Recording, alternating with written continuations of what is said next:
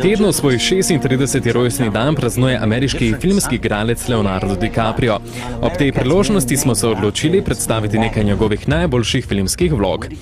Med 5 filmi, o katerih je zaigral in jih nikakor ne smete spregledati, vam kot prvo predstavljamo pustolovski triler Krvavi diamant.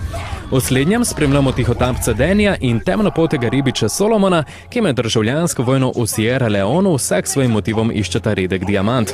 Oba igralca, Leonardo DiCaprio in Djimon Hounsou, sta si za igro od Akademije prislužila nominacijo za Zlati kipec. Leo nas je navdušil tudi v letošnji misteriozni poletni uspešnici Izvor. Zaigral je izurjenega tata Koba, ki ga odlikuje nevarna umetnost izvabljanja. Iz nezavednega med sanjami, ko je najbolj ranljiv, je ostalim junakom kradel pomembne skrivnosti. Film odlikuje dobra in premišljena zgodba ter sijajni akcijski prizori, med katerimi velja izpostaviti blesteče kljubovanje gravitaciji igralca Josepha Gordona-Levitta. Izvor velja tudi za enega izmed najresnejših kandidatov, za katerega izmed Oskarjev na prihajajoči podelitvi teh prestižnih filmskih nagrad. En najboljših filmov z DiCapriom v glavni vlogi izvira iz leta 2002. Kriminalna drama Ujemi me, če me moreš, režiserja Stevena Spielberga, nam predstavi resnično zgodbo o mojstru prevar in nadarjenem ponarejevalcu, ki je tako spretno ponarejeval čeke, da si je z njimi prisvojil milijonsko premoženje.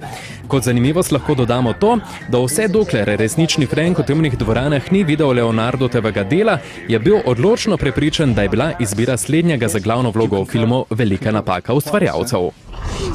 Ko omenimo tega 11. novembra leta 1974 v Los Angelesu rojenega igralca, ne moremo tudi mimo drame Košarkarjev dnevnik. Po avtobiografiji Jima Carrolla posnetem filmu je več kot prepričljivo upodobil mladega zasvojenca z mamili. Film je ob uspešnicah kot sta Romeo in Julija ter Titanic najbolj zaslužen za Leotov preboj med najprepoznavnejše filmske igralce. Za konec pa seveda nikakor ne smemo mimo remakea popularnega hongkonškega trilerja Infernal Affairs. Dvojna igra iz leta 2006 je zgodba o dveh policistih ujetih v številne prevare in dvojne igre med zakonom in kriminalom. Režiser filma Martin Scorsese pa je eden tistih režiserjev, ki je do zdaj ne samo največkrat, ampak tudi najuspešnejše sodeloval z Leonardom DiCapriom.